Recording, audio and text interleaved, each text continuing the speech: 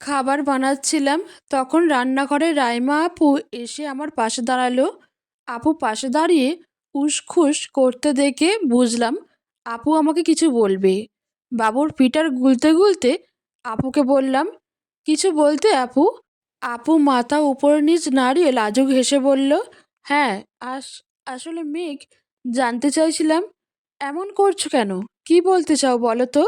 আপু লাজুক হেসে মাথা চুলকে বলে, মেঘ, আমি ওই যে তোমার একটা ভাই আছে না, তার সম্পর্কে জানতে চাইছিলাম। ও, রাকিব ভাইয়া? হ্যাঁ, কি জানতে চাও বলো। এই তো, উনি কেমন, বিয়ে করছেন নাকি? আসলে মেঘ, তোমার থেকে আমি কিছু লুকাতে চাই না। প্রথম দেখায় তাকে আমার খুব ভালো লেগেছে। তোমাদের বাসায় গিয়ে তার সব কিছুতে দায়িত্ব পালন আমার বেশ ভালো লেগেছে। আমার এই বয়স পর্যন্ত কখনো এমন ফিলিংস হয়নি যতটা তাকে দেখার পর থেকে আমার হচ্ছে। আমি আপুর কথা শুনে কিছুক্ষণ অবাক দৃষ্টিতে তাকিয়েছিলাম। আমি জানতাম আপু রাকিব ভাইয়াকে পছন্দ করে, তবে শিওর ছিলাম না। তার মুখ থেকে শোনার জন্য এতক্ষণ কথা পেঁচালাম।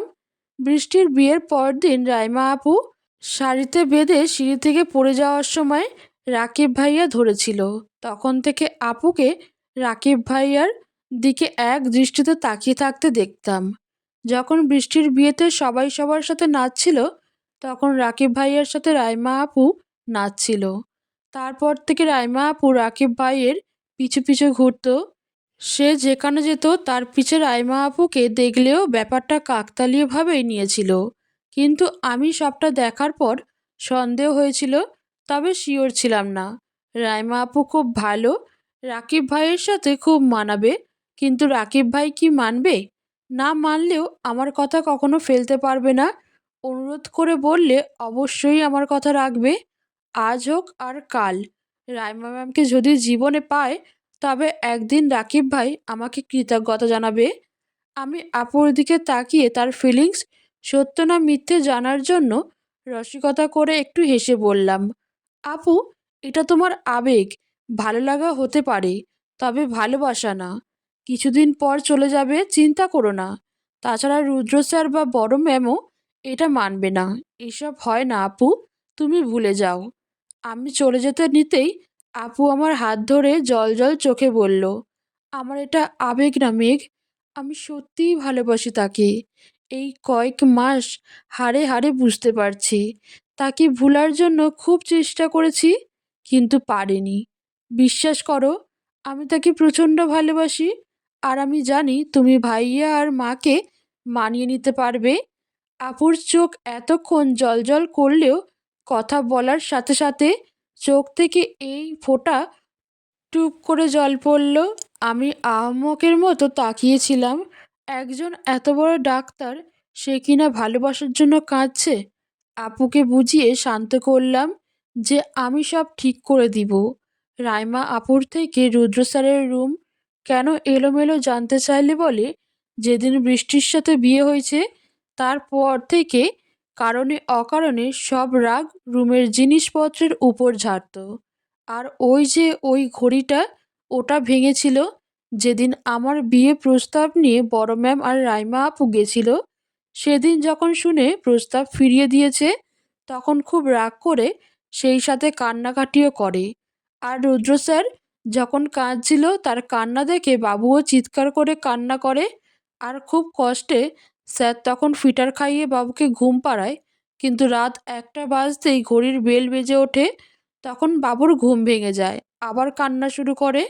তখন রাগে জেদে ঘড়ির হাতের পাশে ফোন ছিল, ওটা ঘড়ির উপর ছুঁড়ে মারে। সেই সাথে ঘড়িও যায় আর ফোনও। স্যার রুমে পার্সোনালভাবে কাউকে অ্যালাউ করে না। যখন বৃষ্টির সাথে বিয়ে হয়েছিল তখন তারা অন্য একটা রুমে থাকতো, তবে এই রুমে রুদ্র স্যার কাউকে ঢুকতে দিত না। নিজে একা একা সারাদিন থাকতো। রাইমা আপু আরও বলে যে তাকে প্রায় দিনই আমাদের বাসায় বিয়ের প্রস্তাব নিয়ে স্যারই পাঠাইতো। আমি রাইমা আপুর মুখে কথাগুলো শুনে অবাক হয়ে তাকিয়ে থাকি। আমি যে তার রুমে এই 2 দিন থেকে আছি, কই সে তো কখনো আমাকে রুম থেকে চলে যেতে বলেনি। তবে কি আগের পিছুটান এখনও আছে? কথাটা মনের ভিতর কয়েকবার ভাবতেই মুখে হাসি ফুটে ওঠে। খুশিতে চোখ জ্বলজ্বল করে ওঠে। বাবুকে খাইয়ে ঘুম পাড়িয়ে দেই। তারপর রাইমা আপুর সাহায্যে কিছু কাজের লোক নিয়ে রুমটাকে পরিষ্কার করি। যতগুলো জিনিস ভাঙা ছিল সেগুলো পরিষ্কার করে লোক দিয়ে দোকান থেকে ওই জিনিসগুলো কিনে নিয়ে আসি। সব কিছু রাইমা আপু দেখিয়ে দেয় কোনটা আগে কোথায় ছিল। আমি আবার আগের মতো সব সাজাই। সাজানো প্রায় শেষ। আমি ক্লান্ত হয়ে বেডের উপর বসে দেখতে থাকি সব কিছু কেমন লাগছে। অবাক দৃষ্টিতে তাকিয়ে থাকি। এইরকম একটা রুমের আমার খুব ইচ্ছা ছিল, যেখানে প্রকৃতিরও আভা পাওয়া যাবে। এগুলোর কথা আমি ফোনে একদিন মাহমুদকে বলেছিলাম। জানো, আমার খুব ইচ্ছে এমন একটা জায়গায় আমরা দুজনে থাকবো, যেখানে বেড থাকবে কিন্তু পাশেই দোলনা থাকবে, তার চারপাশে গাছ থাকবে, খোলা বাতাস থাকে, পাখি পাশে বসে কিচিরমিচির করে গান গাইবে, আর আমি সেই গানের সুরে দোলনায় ঘুমিয়ে পড়লেও তুমি সুরসুর দিয়ে উঠিয়ে দিবে। আর আমি বিরক্ত মাখা ভঙ্গিতে উঠে যেতে চাইলে তুমি পিছন দিক থেকে, ওই যে সিনেমার ভিতর হিরোইন যখন রাগ করে চলে যায় তখন হিরো পিছন দিক থেকে টেনে বুকের মাঝে জড়িয়ে ধরে, ঠিক সেইভাবে পিছন দিক থেকে টান দিবে। তবে জড়িয়ে না ধরে আমাকে দোলনায় বসিয়ে তুমি আমার কোলে শুবে। তখন আমি তোমার মাথায় বিলি কেটে দিব আর তুমি কোমর জড়িয়ে শুয়ে থাকবে। এইটুকু বলতেই খিলখিলিয়ে হেসে আবার গম্ভীর মুখে বলতাম, এসব কি আর সত্যিই হবে? স্বপ্ন স্বপ্নই থেকে যাবে। এসব কি বাস্তব হয়? বেডের পাশে দোলনা, তা আবার বাগানের ভিতর, রুমের ভিতর, কি আর খোলা বাতাস পাওয়া যায়? কেন পাওয়া যাবে না শানু? সব হবে। আসল না হোক, তবে এভাবে সাজিয়ে নেওয়া যাবে। দোলনার পাশে বড় একটা জানলা থাকবে, যেখান থেকে খোলা বাতাস আসবে। তুমি চাইলেই সব হবে। আমি তখন বেশ উৎসাহ হয়ে বলতাম, সত্যিই হবে? কিন্তু কিভাবে হবে? আমার প্রশ্নের জবাবে মাহমুদ শুধুই হাসত। পুরনো কথা মনে পড়তেই আনমনে হেসে উঠলাম। রুমের কর্নারের দিকে চোখ গেল। দোলনা একটু পাশে বড় একটা কাঁচের জানলা। জানলা খুলতেই ফুরফুরিয়ে রুমের ভিতর হাওয়া ঢুকতে শুরু করলো। আমি দু হাত মেলে গভীর নিঃশ্বাস নিলাম। একেবারে আমার স্বপ্নের রুমের মতো। কিন্তু কি যেন নেই। ভাবতেই মনে পড়ল পাখি নেই। আর না তো পাখির কিচিরমিচির সুর। ভাবতেই মনটা খারাপ হয়ে গেল। এত সুন্দর পরিবেশ, কিন্তু পাখির শব্দ নেই। আশেপাশে কোথাও পাখির দোকানও নেই যে কাউকে নিয়ে আসতে বলবো। রুমের একপাশে চোখ যেতে দেখি একটা পাখির খাঁচা পড়ে আছে, কিন্তু পাখি নেই। তবে কি পাখিগুলোকে রুদ্র স্যার ছেড়ে দিয়েছে? বিকেলের দিকে রুদ্র স্যার রুমে আসে। ভাবছিলাম সব কিছু সুন্দর করে সাজানো দেখে চমকে যাবে, কিন্তু না, উল্টো সে এমনভাবে নিয়ে ওয়াশরুমে গেল, মনে হচ্ছে যে আগে থেকেই জানতো রুম সাজানো থাকবে। কিছুটা মন খারাপ করে রুমের বাইরে চলে আসলাম। আজ বড় ম্যাম বাড়িতে নেই। এই বয়সে কত ইয়াং সে। নিজেও ছোট্ট একটা ব্যবসা সামলান। শহরের গণ্যমান্য ব্যক্তিদের মাঝে সে একজন। আজ কেমন জানি রুদ্র স্যারকে ভয় লাগছে না। এতদিন ভয়ে গুটিয়ে নিলেও আজ কেন যেন মনে হচ্ছে ভয়টা সত্যিই হোক। সমস্যা কি? সে তো আমার স্বামী, আমার ভালোবাসা। রুদ্র স্যার খুব চেনা আপন আপন মনে হচ্ছে। ইচ্ছে করেই রাতে কিছু না খেয়ে দোলনায় শুয়ে দুলতে দুলতে সেখানেই ঘুমিয়ে পড়লাম। শরীরটা ক্লান্ত লাগছে। কালকের ফুপি নিতে আসবে, তাই সব গোছাতে গোছাতে ক্লান্ত হয়ে ঘুমিয়ে পড়েছি। রাত 1:30। কেউ একজন পাশের রুমের বারান্দা থেকে চুপচাপ আমার রুমে পা টিপে টিপে ঢুকছে। ঘুমের ঘোরে মনে মনে চোর ভেবে লাঠি খুঁজতে লাগলাম। লাঠি না পেয়ে পাখির খাঁচাটা হাতে নিলাম। ঘুমের ঘরে ভাবছি চোরটা কাছে আসলেই খাঁচায় বন্দি করে নিব। আস্তে আস্তে চোরটা সামনে আসলো। অন্ধকারে মুখ দেখা যাচ্ছে না। আমার হাত থেকে খাঁচা চুরি করবে বলে খাঁচা নিয়ে টানটানি শুরু করলো। কিন্তু আমি দিব না। তাকে অনুরোধ করে বলছি, আমার রুমে কোনো পাখি নেই, আর কোনো পাখির সুরও নেই। তুমি কি আমার পাখি হয়ে গান শোনাতে পারবে? প্লিজ খাঁচার ভিতর ঢুকে যাও। চোরটা আমার কথা শুনে অবাক হয়ে কিছুক্ষণ তাকিয়ে থেকে বিড়বিড় করে বলল, পাখি নেই বলে নিজের জামাইকে পাখি বানিয়ে বসিয়ে রাখতে চাও? না জানি কখন বলে গাছে বাদর নেই, তুমি কি আমার বাদর হবে? প্লিজ গাছে উঠে বসে থাকো, ইডিয়েট। আমার হাত থেকে পাখির খাঁচা নিয়ে দুটি পাখি রাখলো। অন্ধকারে দেখতে পারছি না কি পাখি, তবে মনে হচ্ছে পাখি দুটো আমার মতো খুব ক্লান্ত। খাঁচায় রাখতেই এক কোণায় গিয়ে গুটিসুটি হয়ে বসে আছে। আমাকে সেই চোর নিজে হাতে খাবার খাইয়ে খাটের উপর শুইয়ে দিয়ে যাওয়ার সময় আমি তার গলা আঁকড়ে ধরে টুপ করে ঠোঁটে চুমু খেয়ে বললাম, ধন্যবাদ চোর ভাইয়া, আবার কিছু লাগলে জানাবো।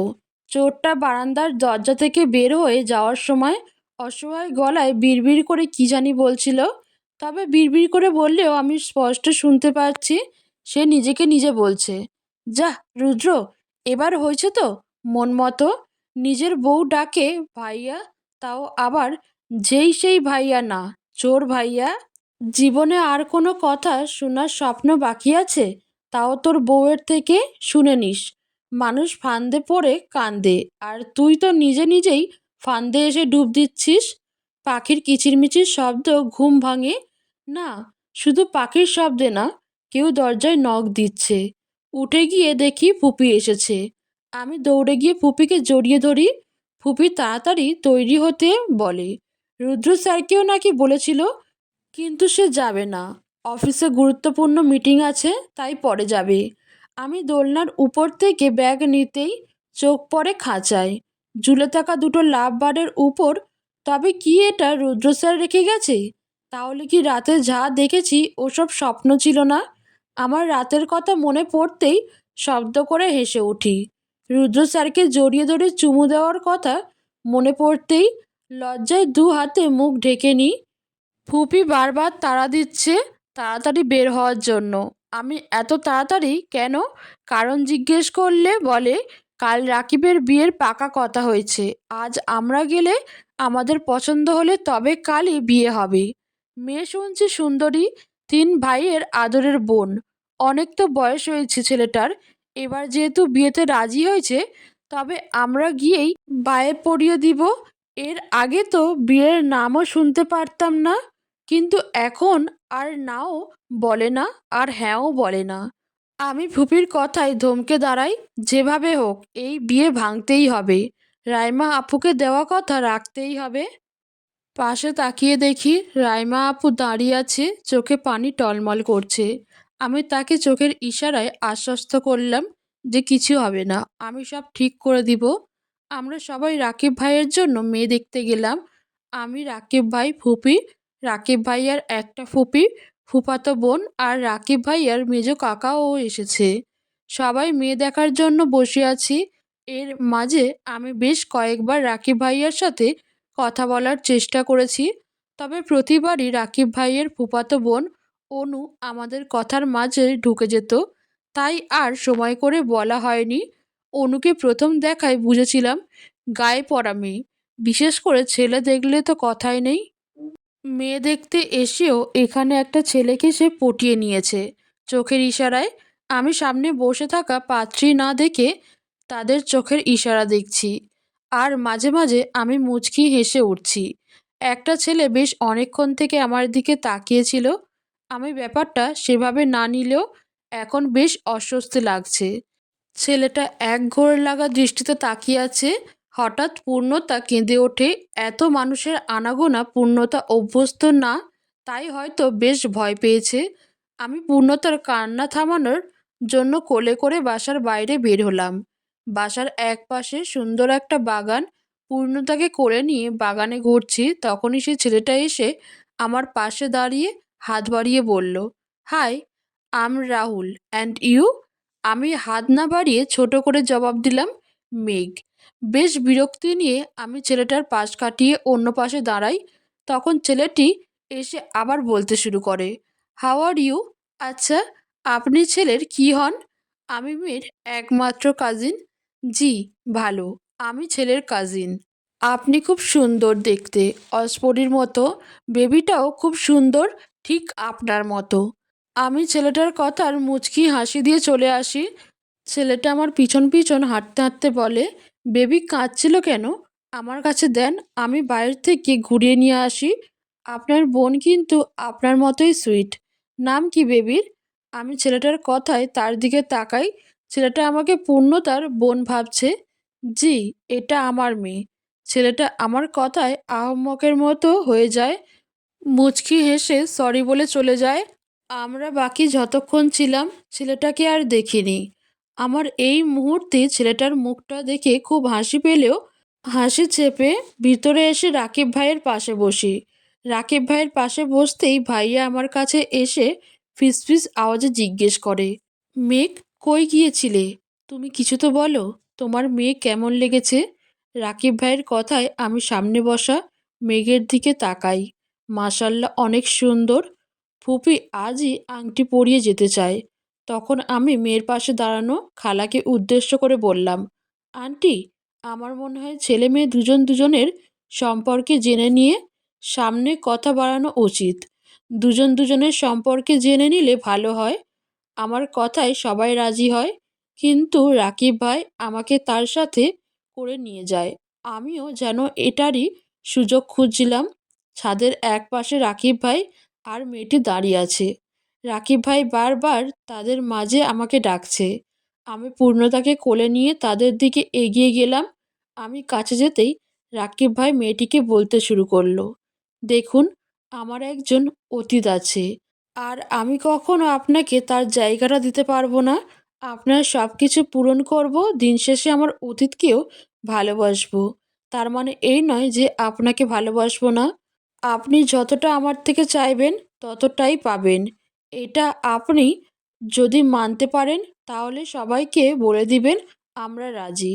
মেয়েটা নম্র হেসে বলল, অতীত সবারই থাকে রাকিব সাহেব, কেউ লুকায় কেউ লুকায় না। আপনার কথাগুলো আমার ভালো লেগেছে, তবে আমার কিছুদিন সময় লাগবে, তারপর ভেবে জানাবো। আমরা সবাই ওই বাসা থেকে চলে আসলাম। 2 দিন পর তারা ভেবে জানাবে এই বিয়েতে তারা রাজি কিনা। তাছাড়া সব দিক থেকে দু পরিবারের পছন্দ হয়েছে।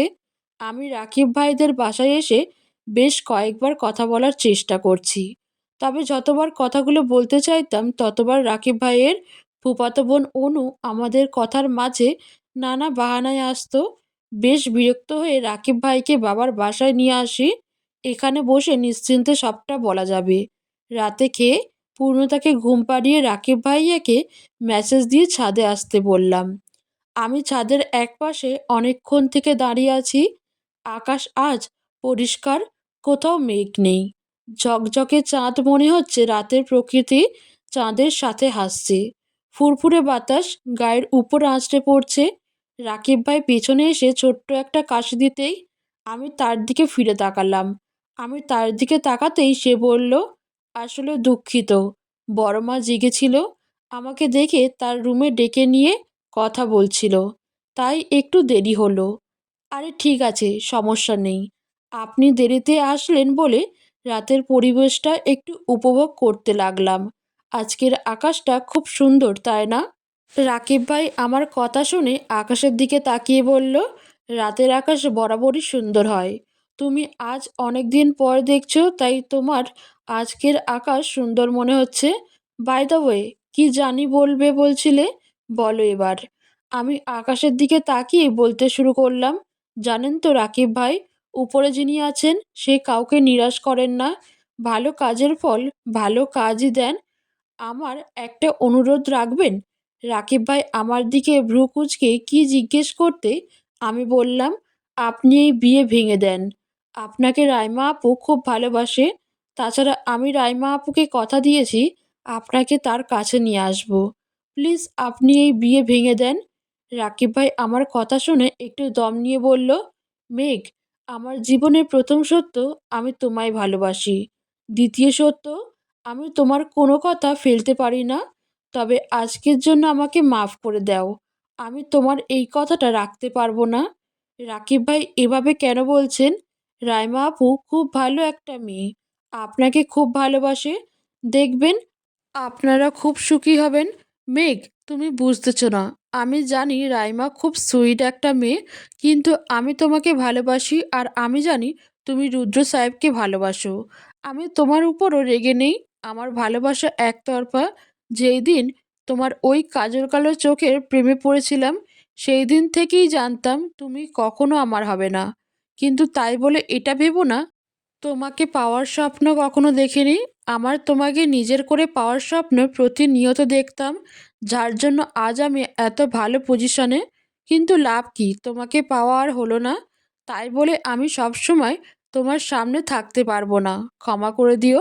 রাইমাকে বিয়ে করলে আমি ওখানে গেলেই তোমাকে রুদ্র সাহেবের কাছে দেখতে হবে, যা আমি পারবো না। আমি তোমার কথা রাখতে পারলাম না। রাকিব ভাইয়ার কথা শুনে আমার মনের শেষ আশাটুকুও ভেঙে গেল। আমি রাকিব ভাইয়ার দু হাত ধরে কান্না করে অনুরোধ করে বলতাম, রাকিব ভাই, এমনটা করতে পারেন না। এই শেষবার আমার শেষ অনুরোধ রাখেন। আপনি না চাইলে আমি কখনো আপনার সামনে আসব না। আপনাকে রাইমা আপু খুব ভালোবাসে, যতটা আপনি আমাকে বাসেন। আমি যে তাকে কথা দিয়েছি, প্লিজ ফিরিয়ে দিয়েন না। আমি রাইমা আপুকে দেওয়া কথা রাখতে পারবো না ভেবে নিজের ভিতরে অপরাধবোধ জেগে ওঠে। আজ আমি ওই বাড়িতে না গেলে রাকিব ভাইয়ের রাইমা আপুকে মেনে নিতে কোনো অসুবিধা ছিল না। শুধু আজ আমার জন্য রাইমা আপু তার ভালোবাসা হারালো ভেবেই চোখ থেকে কয়েক ফোঁটা পানি গড়িয়ে পড়ে। আমাকে কান্না করতে দেখে রাকিব ভাই আমার চোখের জল মুছে দিয়ে বলল, মেয়ে কেঁদো না প্লিজ। আমি তোমার চোখের পানি সহ্য করতে পারি না। আমি তোমাকে কষ্ট দিতে চাইনি। কেঁদো না, আমি তোমার কথা পূরণ করতে সাহায্য করব। রাকিব ভাই কথাটা বলেই সিঁড়ি বেয়ে নিচে চলে গেল। আমি রাকিব ভাইয়ের চলে যাওয়ার দিকে তাকিয়ে দেখি রুদ্র স্যার উপরের সিঁড়িতে দাঁড়িয়ে আছে। রুদ্র স্যারকে দেখে আমার আত্মা কেঁপে উঠল। স্যার কি রাইমা ম্যাম আর রাকিব ভাইয়ের সব কথা শুনেছেন? না, এত দূর থেকে কিছু শুনতে পাবে না। তবে আমার রাকিব ভাইয়ের হাত ধরা, তাকে আমার চোখের জল মুছিয়ে দেওয়া, সবই দেখেছেন নিশ্চয়ই। কখন এখানে এসেছেন তিনি, আবার কি ভুল বুঝবেন? এক ভুল ভাঙতে না ভাঙতেই আবার কি ভুল বুঝবেন? এসব ভাবতে ভাবতেই আমার গলা শুকিয়ে যায়। আমি কাঁপা কাঁপা পায়ে রুদ্র স্যারের দিকে পা বাড়াই। আমি স্যারকে কিছু বলতে নিব, কিন্তু আমাকে কিছু বলার সুযোগ না দিয়ে আমার বাম হাত ধরে সিঁড়ি থেকে টানতে টানতে নিচে নামায়। আমি পা মুচকে পড়ে গেলেও সে সেদিকে খেয়াল না করে জোরে জোরে টানতে টানতে রুমের ভিতর নিয়ে এসে বেডের উপর ধাক্কা দিয়ে ফেলে দেয়। বন্ধুরা, তোমাদের যদি এই গল্পগুলো ভালো লেগে থাকে তবে অবশ্যই একটি লাইক করে চ্যানেলটিকে সাবস্ক্রাইব করে আমার পাশে থাকবেন। ধন্যবাদ আপনার মূল্যবান সময় আমার ভিডিও দেখার জন্য।